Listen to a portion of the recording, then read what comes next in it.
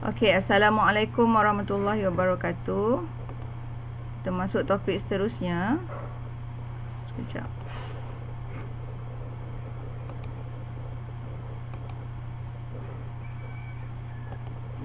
Okey, kita nak tengok komposisi darah manusia. Okey, jadi darah ni, darah kita lah kan.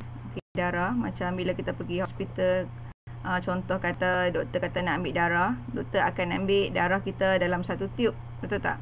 So masukkan di dalam tabung uji. So kita nampak yang color merah tu saja, cecair yang berwarna merah yang kita panggil sebagai darah. Tapi sebenarnya dalam darah itu ada beberapa bahagian, okey, yang kita panggil sebagai plasma. So dia punya peratus plasma ni 55%. Dan satu lagi kita panggil sebagai komponen sel. Dalam 45%. Okey, so plasma dan komponen sel. Yang kita nampak tu yang warna merah tu semua, dia dalam bentuk cair, tapi sebenarnya ada plasma dan komponen sel. Okey, apakah plasma ini? Plasma ni sebenarnya dia adalah medium ataupun bahan untuk mengangkut bahan-bahan dalam badan. Okay, dia medium pengangkutan dalam badan. Jadi komponen sel ni dibahagikan kepada 3. Kita ada sel darah merah dan juga dipanggil sebagai eritrosit. Nama lain bagi sel darah merah adalah eritrosit. Ingat ni. Okey, atau yang kedua, komponen sel adalah sel darah putih, kita panggil sebagai leukosit dan juga platelet. Ingat komponen sel, sel darah merah, sel darah putih dengan platelet. Dan yang paling besar dekat sini bahagian dia adalah plasma. Okey. So macam mana ahli sains boleh bahagikan kepada plasma darah dengan komponen sel? Macam mana boleh dapat beberapa bahagian ni? Okey, ini yang kamu nampak ni yang kita panggil sebagai mesin pengempar. Okey, nampak mesin ni kecil saja, bukanlah dia besar sangat. Dan macam di makmal perubatan, bila darah kita diambil, okey, dimasukkan di dalam tabung uji macam ni dan dilabelkan, tekan ni darah siapa? Ni darah Adam lah contoh dia, okey. Masukkan dalam mesin empar ni, mesin pengempar ni, dan kita start. Dan mesin ni akan berpusing dengan sangat laju, menyebabkan bahagian-bahagian dalam darah ni akan terasing mengikut density. Density tu apa? Ketumpatan. Jadi bila terasing mengikut ketumpatan, kita dapatlah bahagian-bahagian darah ni. Plasma darah yang mana macam kekuningan sikit ni, kekuningan sikit 55%. Kemudian kita dapat komponen sel dalam ni. Okey, sel darah merah, eritrosit, sel darah putih dan juga platelet. Yang ni lah macam kalau sekarang macam hospital kekurangan darah kan, ada bahagian-bahagian darah yang akan disimpan dalam tabung darah tu dalam bentuk whole blood. Whole blood ni darah yang semua ni ada yang disimpan dalam bentuk plasma saja. So dalam beg tu, beg darah tu dia kuning, nampak kekuningan je. Okey. Okey, dia ada bahagian-bahagian tertentu yang mana hospital mau. Okey. Dia faham macam mana kita boleh dapat 55% plasma darah, kita boleh dapat komponen sel macam ni disebabkan kita asingkan darah-darah itu dalam mesin pengempar. Okay, melalui proses pengemparan. Boleh? Okey. Yang ni yang real one lah, yang ni gambar daripada buku teks. Nampak? Dia warna dia macam cerah sikit, macam kekuningan sikit. Ni. So leukosit dengan platelet ni dia punya kandungan dia kurang daripada 1%. Mungkin 0.8 ke, bergantung pada seseorang lah. Okey. Contohnya kalau dia ada masalah penyakit ke apa, contoh sel dia kurang, eritrosit kurang. Okey, macam dia anemia kan, sel darah merah dia kurang daripada 45% ni. Okey. So ni real lah, eritrosit yang berbentuk dwi cekung, cakra dwi cekung, platelet. Ni gambar buku teks, nampak warna biru, warna gelap-gelap sikit ni, merah gelap sikit. Dan leukosit warna putih. Okey, leukosit ni sel darah putih kan. Okey, kita nak tengok fungsi utama setiap komponen darah tu. Okey, kita tengok yang plasma darah dulu, yang kuning-kuning tu. Okey, plasma darah. Apa dalam plasma darah? Kita duk ingat yang kuning tu, yang tu saja plasma darah. Sebenarnya dalam plasma darah tu juga ada komponen yang tertentu. Okey, yang paling banyak sekali yang sebab dia adalah medium pengangkutan, so paling banyak sekali adalah air lah. air dia 90%. Sebab dia media pengangkutan dan pelarut. Nak larutkan gas respirasi. Contoh gas respirasi adalah oksigen dengan karbon dioksida.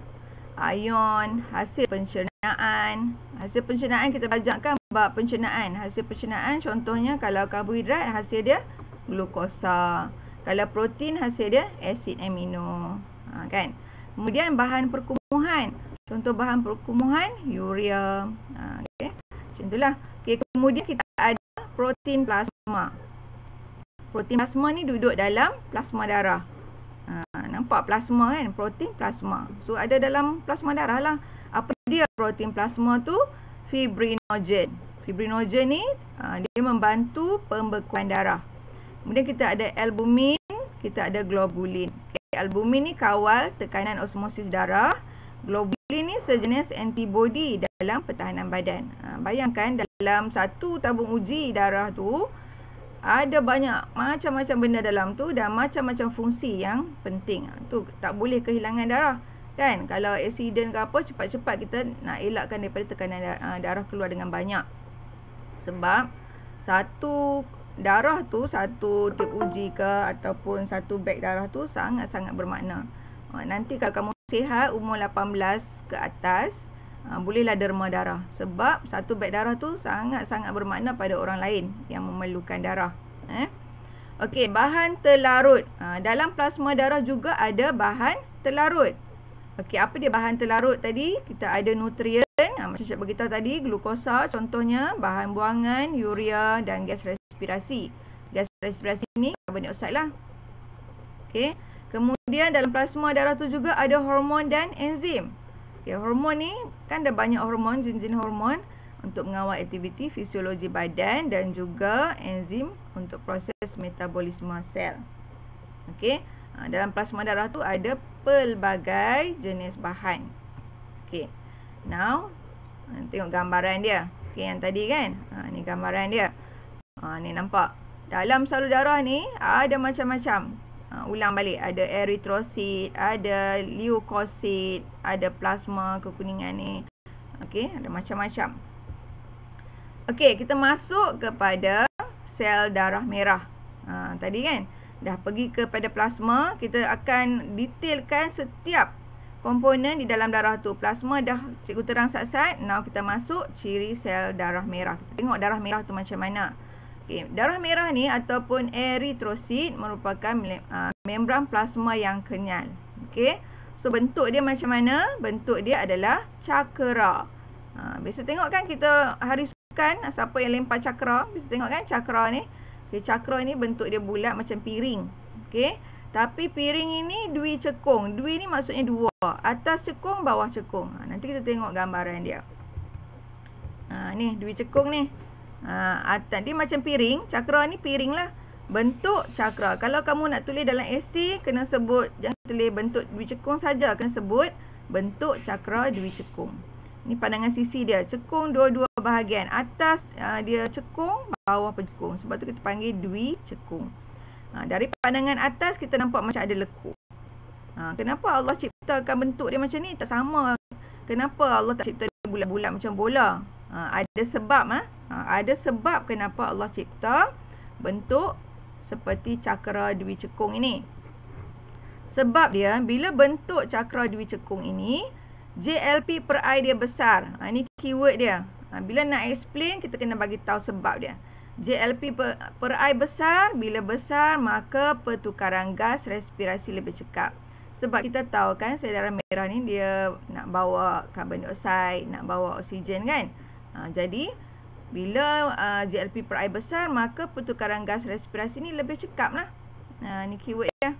Okay, lebih cekap. So, dalam buku teks tu penuh dengan keyword-keyword yang perlu kamu ni. Kamu kalau buat nota, kamu highlightkan benda-benda penting ni. Alright. Okay, ciri seterusnya, yang ni special lah untuk sel darah merah. Di peringkat awal dia ada nukleus, tapi di peringkat matang tiada nukleus. Kenapa? Ingat nak, apa saja yang Allah bagi, apa saja yang Allah sediakan tu ada sebab. Okay, ada sebab dia, bukan kosong. Okay, ada sebab. Sebab apa sel darah merah ni tiada nukleus? Sebabnya kita nak masukkan lebih banyak hemoglobin.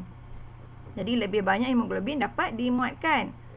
Kita tahu sel darah merah ni ada hemoglobin, maka oksigen tu akan bergabung dengan hemoglobin kan. Bila tiada nukleus, lebih banyak hemoglobin dapat dimuatkan. Okey, kat mana sel darah merah ini dihasilkan? Dihasilkan dalam sumsum tulang. Kat mana cikgu sumsum tulang ni? Sumsum tulang ni, kita tengok gambar dia. Ni dalam ni. Sumsum tulang ni dalam tulang. Okey. So, banyak mana darah ini dihasilkan? Dia banyak dihasilkan di sternum. Tengok tulang rangka manusia ni. Tengok cikgu punya point ni, pointer ni. Ni sternum ni. Kita punya tulang rangka bahagian tengah ni, sternum ni.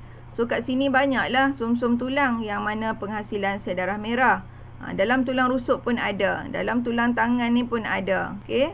Kaki. Semua yang ada tulang tu adalah sumsum dia. Dalam sumsum tulang itulah sel darah merah dihasilkan. Okey. Now, berapa dia punya hayat? Okey, semua benda ada hayat dia. Sedang sel darah merah pun ada hayat dia. Hayat ni adalah hidup hanya 120 hari. Lebih kurang berapa bulan? Bahagi dengan 30 hari, lebih kurang 4 bulan. Lepas itu, matilah. Dia akan dimusnahkan di hati atau limpa melalui proses fagositosis. Bukanlah selama-lamanya. Sel darah merah pun ada hayat. Okey, boleh sel darah merah. Ni gambar-gambar dia. Okey. Kita pergi pula, tadi kita baru nak kenal sel darah merah tersebut. Now kita tengok apa fungsi dia. Ni semua dah belajar sebenarnya, kita detailkan lagi. Okey, setiap eritrosit, setiap sel darah merah ada hemoglobin. Apa benda hemoglobin ni? Hemoglobin adalah pigmen merah. Yang kita nampak warna merah tu sebenarnya kita tengok hemoglobin lah yang menyebabkan darah berwarna merah. Okey, apa benda hemoglobin ni?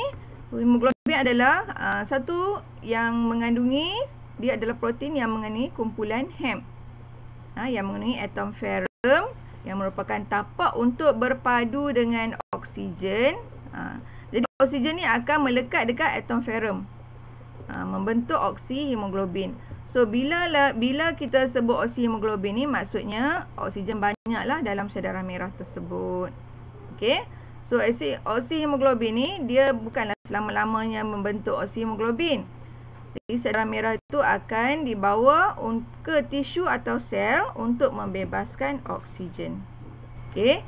Apabila tekanan separa oksigen di sel tu rendah, maka oksigen tu akan dihantar ke sel-sel tersebut. Okey, ni gambaran dia hemoglobin ni. So polipeptida maksud dia protein lah. Hemoglobin ni adalah protein. Okey, struktur yang keempat Okey. Kumpulan Hem dan juga kita ada atom ferrum sebagai tapak untuk mengikat oksigen. Okey. Okey, dah plasma dah. Sel darah merah eritrosit dah, ciri-ciri dia dihasilkan di mana, fungsi dia. Now kita tengok komponen kedua iaitu platelet. Okey, apa ciri platelet? Ciri dia di sebenarnya platelet ni terhasil daripada serpihan atau cebisan sitoplasma sel yang berasal daripada sumsum tulang. Maksudnya platelet ni pun dihasilkan di sumsum tulang juga. Okey, platelet ni. Okey, ciri platelet, tempoh hayat dia kurang seminggu. Sekejap ya platelet ni. Kurang seminggu. Kalau macam sel darah merah tadi berapa lama? Lebih kurang berapa? 120 hari. Lebih kurang 4 bulan kan? Tapi platelet ni sekejap je. Kurang seminggu. Okay, fungsi dia untuk pembekuan darah. Platelet. Sama kan gambar? Yang samalah. Nampak sel darah merah. Platelet. Sel darah putih tunggu start. Kita tengok platelet dulu. Okay, platelet juga dihasilkan di sumsum tulang. Sama ada di sternum atau tulang rusuk. Okey, platelet terlibat dalam pembekuan darah. Tengok gambaran ni. Nanti kita akan belajar proses pembekuan darah. Okey, contoh. Dinding salur darah pecah. Contoh, maksud dinding salur darah pecah ni mungkin berlaku macam kita buat kerja di dapur, potong-potong sayur, terpotong jari. Luka sikit darah keluar kan? Itu maksud dinding salur darah pecah. Maka darah akan keluar. Tapi dia tak keluar lama, sekejap saja darah akan stop. Sebenarnya ada proses. Platelet ni akan bergerak, berkumpul dekat bahagian yang luka ni, akan membentuk satu gumpalan. Okey, dia akan bergumpal dengan sel darah merah dan tutup dia macam palang balik luka-luka tu. Itu fungsi platelet. Okey, jadi kita sebut sebagai terlibat dalam pembekuan darah. Okey. Sekejap now kita masuk sel darah putih. Plasma sudah, sel darah merah eritrosit sudah, platelet sudah, kita pergi ke sel darah putih. Boleh ikut ke? Takat ni? Boleh Okey. So kita tengok leukosit. Leukosit nama saintifik dia lah, ataupun kita sebut sel darah putih. Okey, kamu kena ingat nama kadang-kadang dalam soalan dia tak sebut sel darah putih, dia sebut leukosit. Jangan kamu blur pula. Okey. Alright. Leukosit ini bentuk tidak tetap. Dia lain sikit daripada sel darah merah. Kita dah confirm bentuk dia cakra dwicekung. Tapi untuk sel darah putih bentuk tak tetap dan berubah-ubah. Kemudian dia ada nukleus. Berbeza dengan sel darah merah. Sel darah merah tiada nukleus. Tiada hemoglobin. Berbeza juga kan? Yang ni yang sama ni. Dihasilkan di sumsum tulang. Ini saja persamaan mereka. Dihasilkan di sumsum tulang. Tempoh hayat lagi rendah daripada platelet, rendah daripada sel darah merah. Tempoh hayat kurang 5 hari.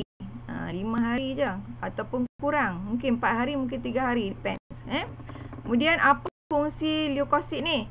Fungsi dia nak lawan. Dia ni kan macam askar-askar dalam badan kita lah. Dan nak lawan patogen. Patogen ni adalah mikroorganisme yang menyebabkan penyakit. Kan? So macam mana dia bertindak? Dia akan meresap keluar daripada liang kapilari dan lawan patogen dalam benalir tisu. Ni kerja dia. Dia lawan. Alright. Okey, kita ada berapa jenis leukosit? Kita ada 2 jenis leukosit, iaitu granulosit dan agranulosit. Granulosit bergranul. Bergranul ni dia macam berbintil-bintil. Kalau kita tengok gambaran dia, mikrograf dia gambar bagi sel darah putih ni, kita nampak dia macam bintik-bintik tu, kita panggil granulosit. Agranulosit ni ni biasanya tidak ada granul. Okey. So dalam setiap jenis tu ada nama-nama dia, ada jenis-jenis dia. Kalau granulosit kita ada neutrophil, eosinofil dan basofil. Cikgu ingat band. Band tu B basofil, E eosinofil and neutrophil. Granulosit. Yang ni ada bintil, granul. Kalau agranulosit kita ada limfosit dan monosit.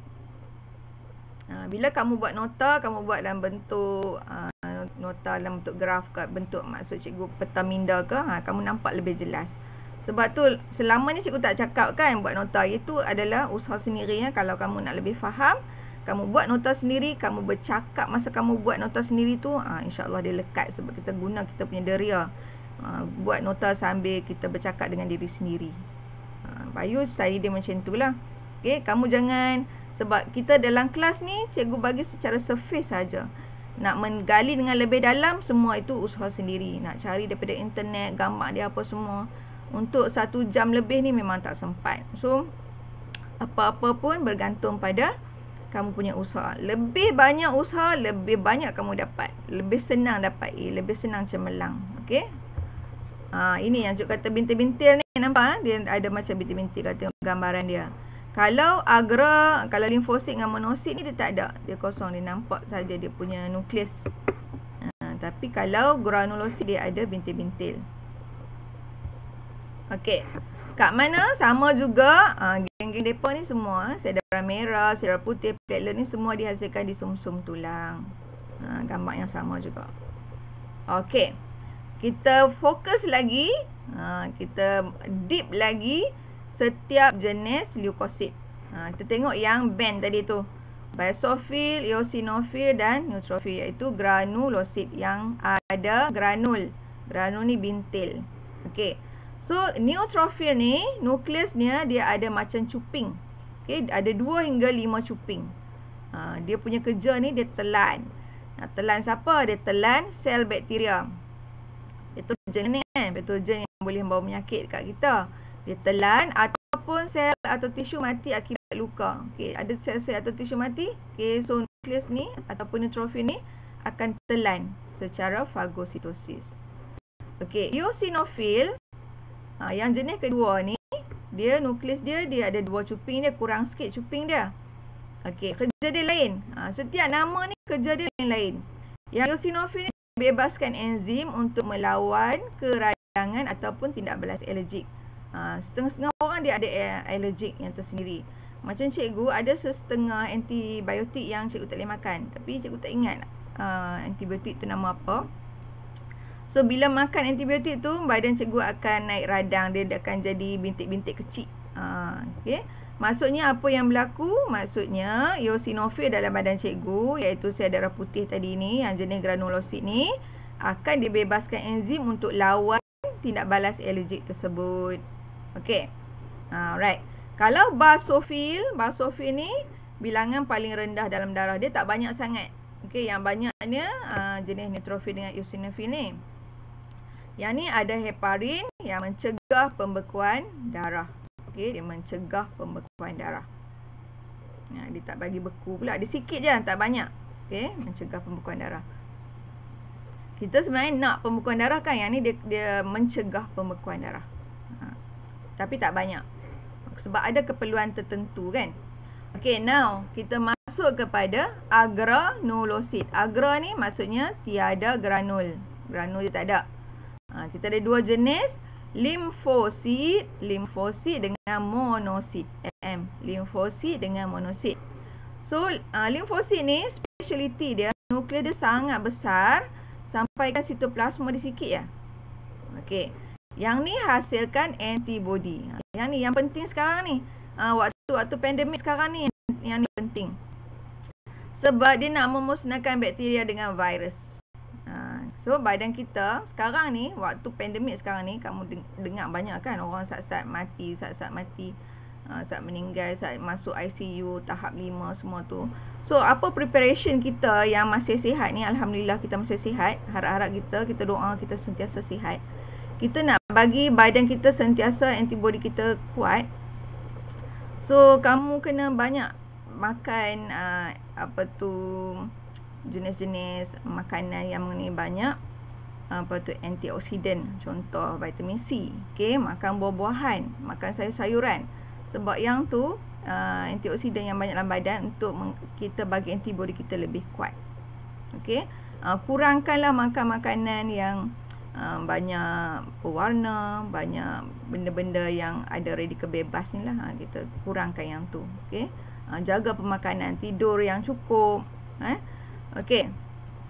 So apa fungsi lagi? Dia menghasilkan antitoksin untuk ataupun kita nak musnahkan toksin lah yang dihasilkan oleh bakteria dengan virus.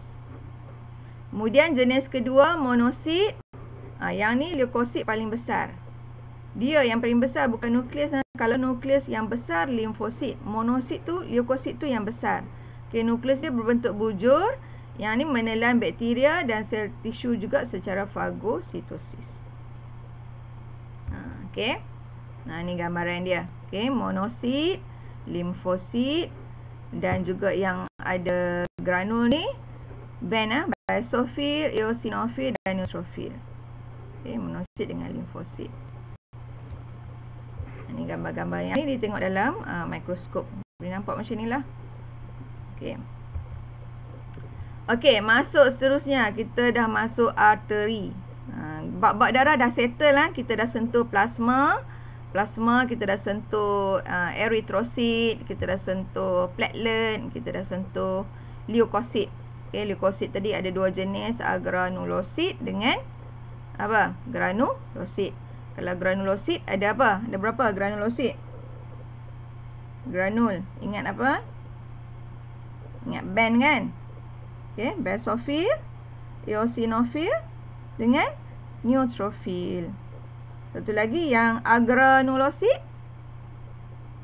Ingat apa? Masing-masing sebut diri sendiri kan? Sebab cikgu tak dengar apa suara kat sini. Kita ada LM, limfosit dengan monosit. Sekejap ya, bateri cikgu.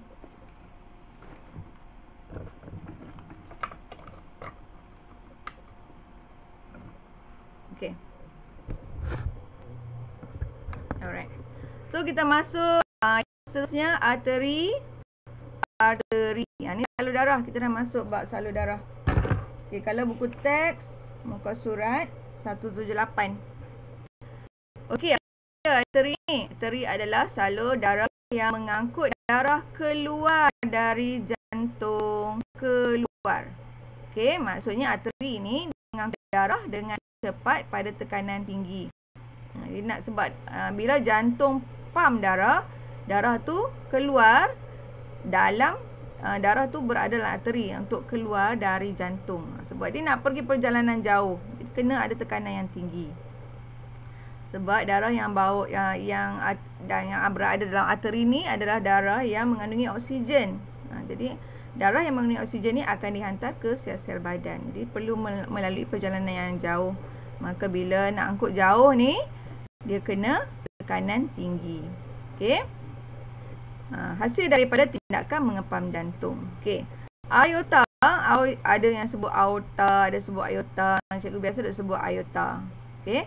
Aorta ni adalah sejenis arteri yang paling besar lah. Kita panggil sebagai arteri utama yang meningkatkan jantung. So yang ni, yang keluar daripada jantung kan kita belajar bab sebelum ni kan, yang keluar daripada jantung tu. Itu arteri utama yang membawa darah beroksigen. Okey. Arteri mengembang apabila darah keluar dari jantung. Okey. Arteri dinding dia adalah kenyal. Allah cipta arteri ni bersifat kenyal sebab nak menghalang daripada pecah akibat tekanan tinggi. Okey. Tapi ada sesetengah macam belum masuk capillary, tak apa. So arterial adalah arteri juga tapi yang kecil, arteri yang bercabang sampai ke tisu badan. Okey, bila nak sampai ke tisu badan, kita tak bolehlah ambil arteri yang besar tu sebab tekanan tinggi kan. Jadi arteri ni akan bercabang dengan lebih kecil membentuk arteriol. Jadi nama dia berubahlah. Kita panggil sebagai arteriol. Okey, arteriol terus bercabang berakhir dengan capillary. Jadi himpunan capillary dipanggil jaringan capillary. Alright. Kita masuk capillary pula. Okay, capillary ialah salur darah juga, berdinding nipis, berbanding dengan arteri tadi kan dinding dia kenyal. Tapi kalau capillary darah dinding nipis dan kena state, kita kena tulis ni, setebal satu sel. Fungsi membenarkan pertukaran gas secara resapan antara darah dan sel. Berbanding dengan arteri tadi nak bawa darah beroksigen yang bertekanan tinggi. Tapi capillary ni fungsi dia nak bagi pertukaran gas. Nak membenarkan, membenarkan pertukaran gas. So bahan yang meresap di dalam capillary adalah nutrien, bahan buangan dan hormon. Okey, vena. Vena ni adalah capillary bercantum semula membentuk venule. Tadi perjalanan dia macam ni. Daripada aorta nak masuk ke sel-sel badan tu dah jadi arteriol. So arteriol bergumpal jadi capillary darah. Bila nak keluar balik jadi venule kecil-kecil. Venule akan bercantum membentuk vena. Okey. Vena membawa darah kembali ke jantung. Ingat keyword ni, dia masuk balik ke jantung. Okey, vena cava kan. Vena cava adalah vena utama yang membawa darah terdioksigen dari jantung. Okey, ni gambaran yang cikgu sebut tadi ni. Okey. So arteri ni nampak daripada jantung. Kita bayangkan ni daripada jantung, arteri besar. So darah akan bercabang menjadi arteriol. So seterusnya dia akan membentuk jaringan capillary darah. Kan nampak color berubah kan? So yang belah kiri ni darah yang beroksigen merah, tapi dia makin berubah menjadi yang biru-biru ni, menunjukkan darah terdioksigen, darah yang kekurangan oksigen. Kemudian venule kecil sebelum masuk vena, kemudian dia bergabung membentuk vena yang besar, kembali ke jantung. Okey. Ini keluar dari jantung, yang ni kembali ke jantung. Gambar ni memang sangat senang kita faham gambar ni. Okey. Alright, perbezaan antara arteri dengan vena. Okey, arteri otot licin. Dua-dua adalah otot licin. Okey, ni dinding elastik. Endotelium. Ni lapisan luar. Tengok dia punya ini. Okey. Vena ada injap. Vena ada injap, maka arteri ada injap tak? Arteri tiada injap. So injap ni adalah untuk membenarkan pengaliran darah dalam satu kala, tak membenarkan darah kembali berpatah balik. Okey, ini gambar-gambar ni. Okay, tengok Okey, perbezaan dia. Okey, ciri. Kamu boleh tengok dalam teks dia ni, arteri dinding tebal, berotot dan kenyal. Okey. Kalau kapilari nipis, setebal satu sel. Vena dinding dia nipis. Dia berbeza dengan arteri kan. Ni jelas. Ni nampak jelas. Kurang berotot, kurang kenyal. Sebabnya dia bawa darah yang kurang oksigen dan dia bawa darah yang nak masuk kembali ke jantung. Lumen. Lumen ni apa? Okay, lumen ni yang ni. Ni lumen. Kita panggil macam lubang ni lah, kita panggil lumen. Okay, lumen dia. Sorry. Okay, lumen bagi arteri kecil. Lumen kecil, kita fahamlah bila kecil ni tekanan tinggi. Kan? Kalau kapilari sangat kecil. Kalau vena besar. Jadi tekanan dia kurang. Cikgu selalu bayang beginilah. Macam pipe air kan. Macam pagi-pagi cikgu nak siram pokok. Tapi malah nak bergerak. Duduk dekat pipe air tu. Pasang pipe. Lepas tu bila nak bagi jauh sikit air tu. Kita akan kecilkan pipe air tu kan. Lubang dia tu kita kecilkan. Jadi air itu akan bergerak lebih jauh sebab tekanan tinggi. Kalau macam pokok tu dekat-dekat dengan cikgu je, cikgu akan bagi lumen tu ataupun salur lubang itu tak berapa kecil sangat. Jadi air tu tak boleh pergi jauh. Itu maksud dia. Okey, tengok injap. Kalau arteri tiada injap. Kecuali diinjap sabit di pangkal aorta, di pangkal arteri pulmonari. Tapi kapilari langsung tiada. Vena ni ada injap lah untuk mengekalkan aliran darah sehala. Tekanan darah tinggi, rendah, sangat rendah. Arah aliran darah dari jantung ke seluruh badan. Kalau kapilari dari arteri ke vena, kemudian dari seluruh badan ke jantung. Okey, untuk vena. Ini gambaran dia. Okey. Tu 852 dah. So, yang tu sajalah hari ni kita belajar pasal darah dan kita belajar pasal salur darah. Alright. Jadi homework kamu macam biasa nota tu sendiri buat. Sendiri buat. Kalau kamu nak lebih faham, kamu buat nota sendiri. Kemudian buat latihan practice formative sekejap cikgu.